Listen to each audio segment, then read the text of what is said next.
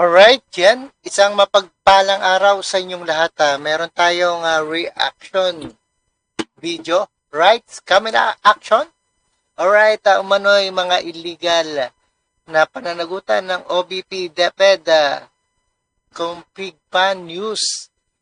Inisa-isa ng House panel. Talagang gusto nila pabagsakin itong si Sara, ang ating VP, Sara Duterte. Alright, intro muna tayo guys, bago ang lahat.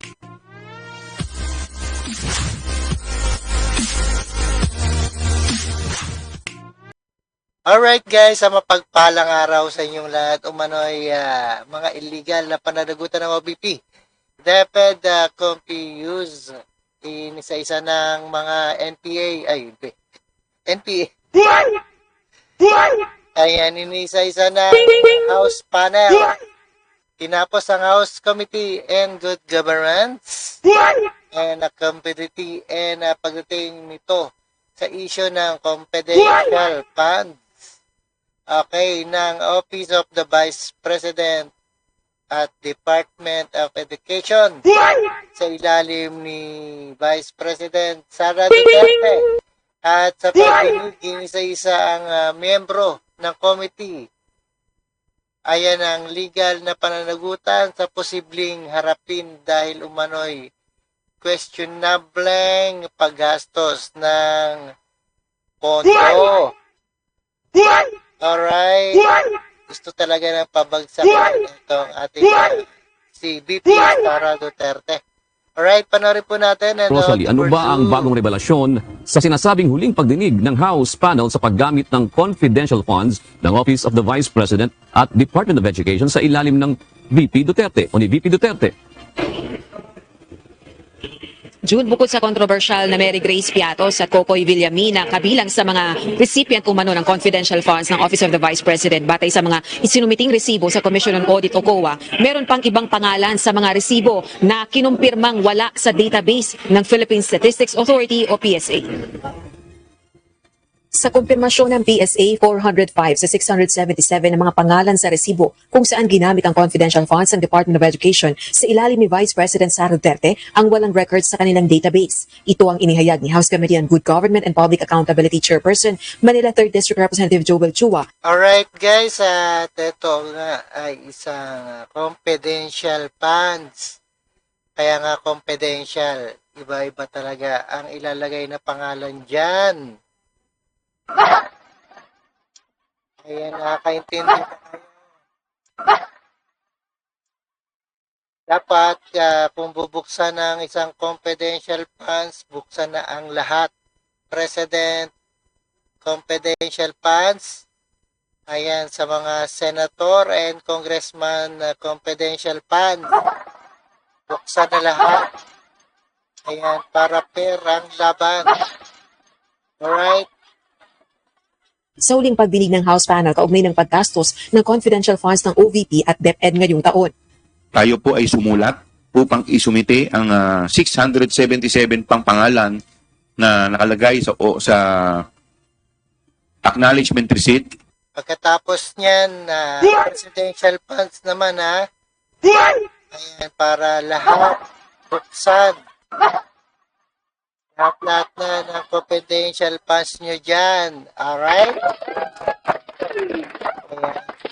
Ng DepEd kung saan tayo po ay binigyan ng tugon ng Philippine Statistics Office dated December 8, 2024 at dito kanila pong sinasabi na out of 677 individuals 405 ay walang birth certificate o walang record sa birth certificate o pwede nating sabihin na non-existent.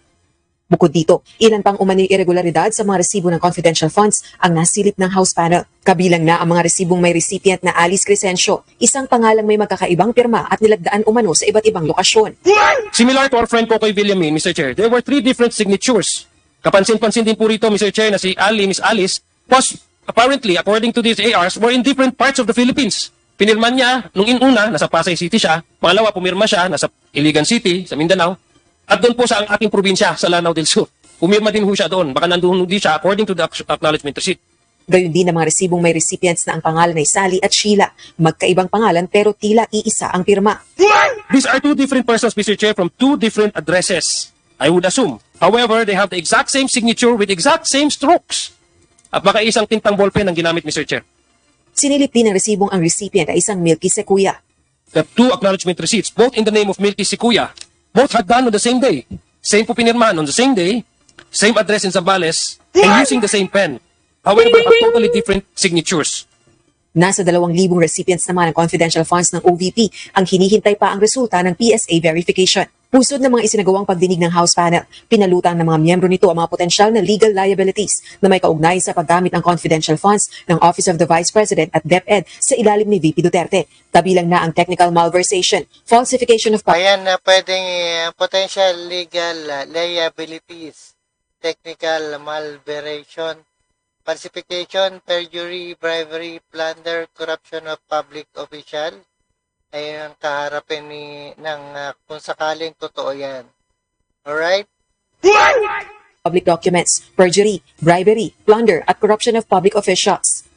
Kaya naman, walang pwedeng presumption, kundi binulsa nila SDOs Acosta at Edward Fajarda along with other employees and key officials of the OVP and DepEd ang confidential funds ng ating taong bayan. May mga empleyado Dapat imbestigahan din talagang may hawak talaga ng confidential funds ang ating presidente dyan. sa DepEd na tumanggap ng white envelopes in the same period within the confidential funds for DepEd were released. Hindi po ba hinala yan? And you can see from the screen, OVP executive admits inamin handing cash envelopes to DepEd officials.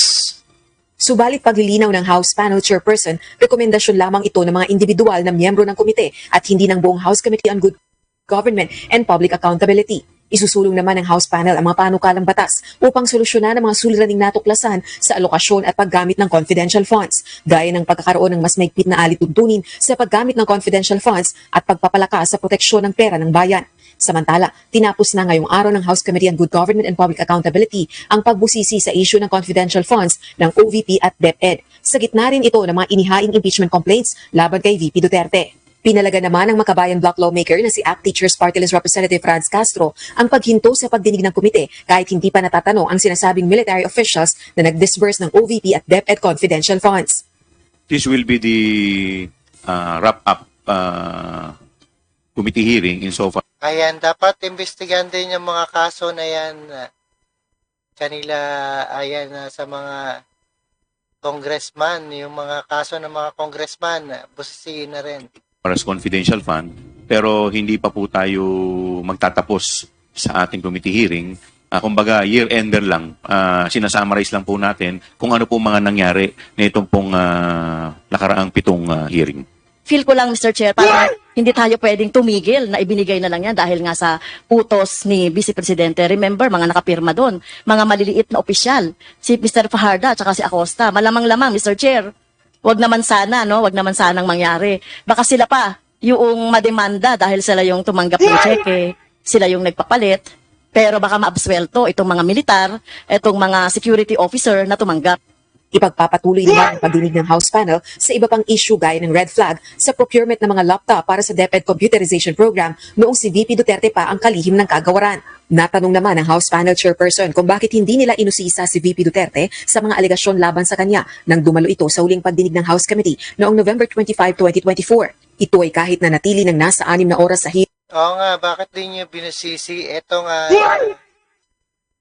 ayan pagdalo ni VP Sara. Ang Vice Presidente at nanumpa rin itong magsasabi ng katotohanan sa pagdinig. Well, actually, may mga magtatanong supposedly sa kanya, but unfortunately, nagkaroon po ng incident kay Gina Acosta. Kasi yung mga congressman na nando doon, nakafocus muna sila doon sa mga SDO na umattend. So, siguro kung medyo natagalan pa, pupunta talaga kay VP Sara.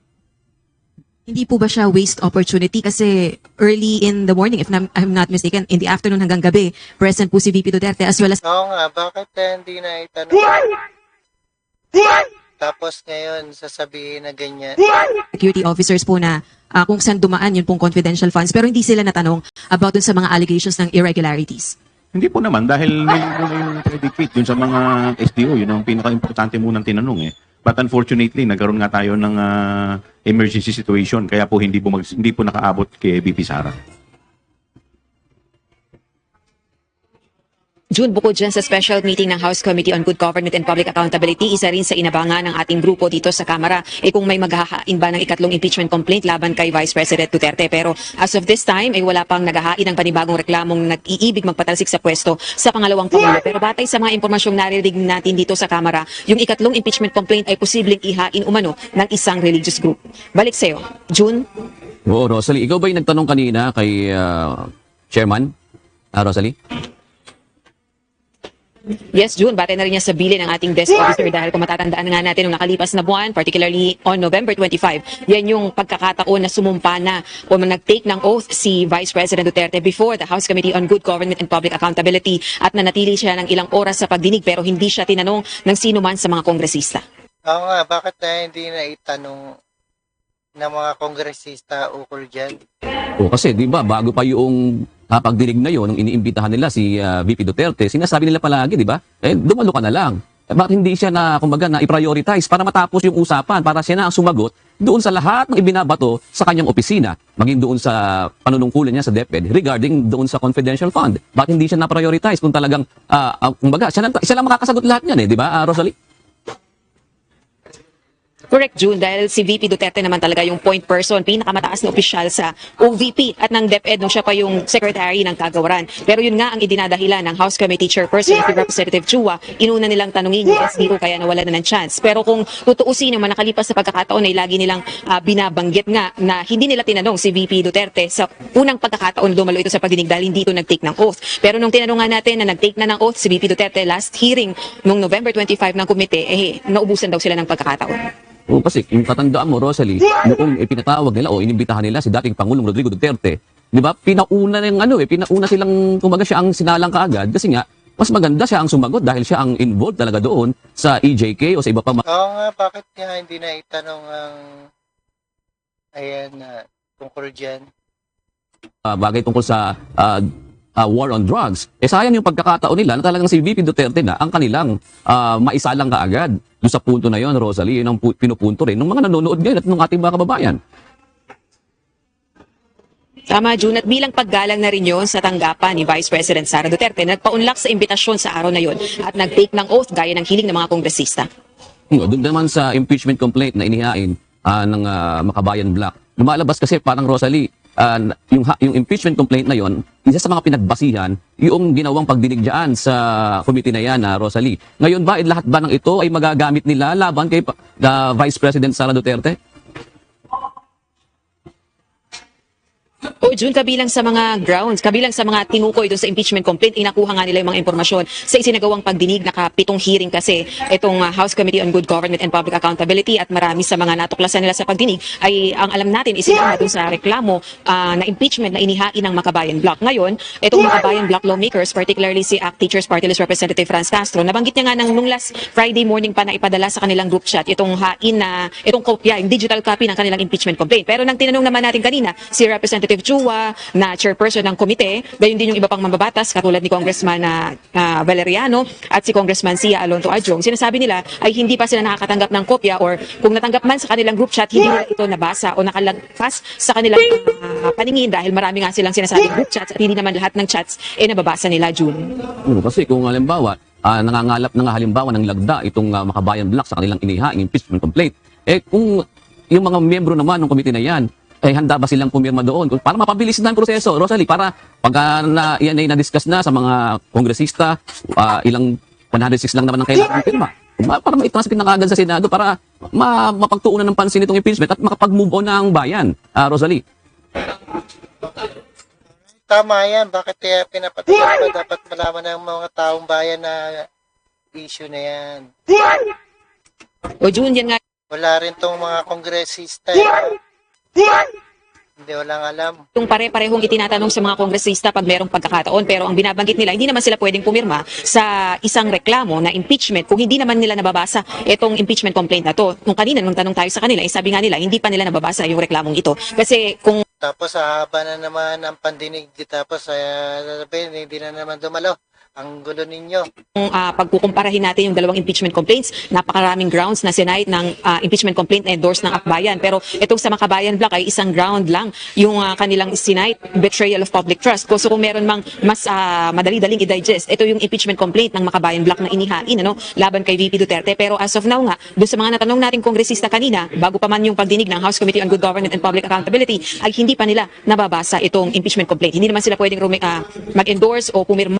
Ayan, ang gulo talaga, no? Dapat nakakadens yan. Dapat sundan talaga ang bawat himay na pananagutan ng OBP.